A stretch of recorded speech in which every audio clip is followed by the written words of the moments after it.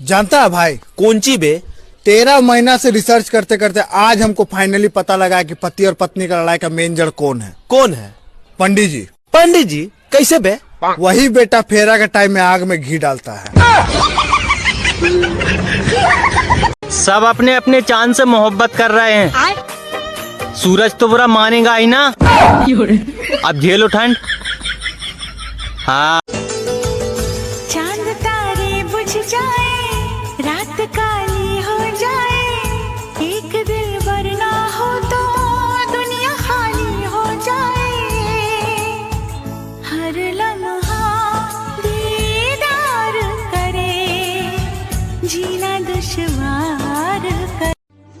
अरे आदमी अपने घर में सिर्फ 2 ही कारणों से खुश होता है, या तो बीबी नहीं हो और या तो बीबी नहीं हो। डॉक्टर साहब क्या बीमारी निकली मेरे को? भाई साहब आपको तो टीवी निकली है।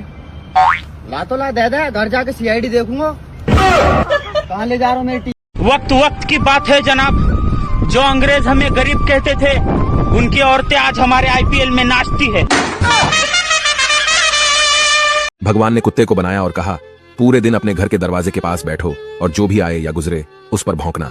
इसके लिए मैं तुम्हें 20 वर्ष की आयु दूंगा। कुत्ते ने कहा, यह बहुत लंबा समय है भौंकने के लिए, मुझे केवल 10 साल ही दीजिए और बाकी 10 मैं आपको वापस करता हूं। भगवान मान गए। फिर भगवान ने बंदर को बनाया और कहा, तुम कर्तव्य करो और लोगों को हंसाओ, इसके लिए मैं तुम्हें 20 वर्ष की आयु दूंगा। बंदर ने कहा, 20 वर्षों तक कर्तव्य करना, क्या मैं 10 वर्ष वापस कर दूं जैसे कुत्ते ने किए? भगवान मान गए।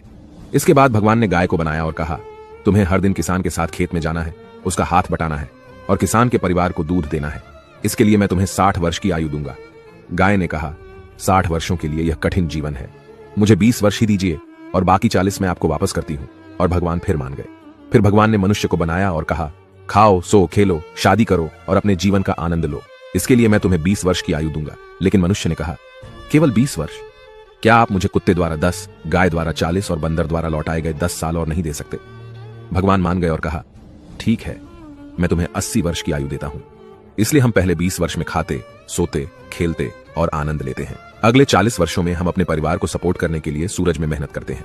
अगले 10 वर्षों में हम अपने पोते पोतियों के मनोरंजन के लिए बंदर की तरह कर्तव्य करते हैं और आखिरी 10 वर्षों में हम बरामदे में बैठकर सभी पर चिल्लाते हैं। यही मानव जीवन है।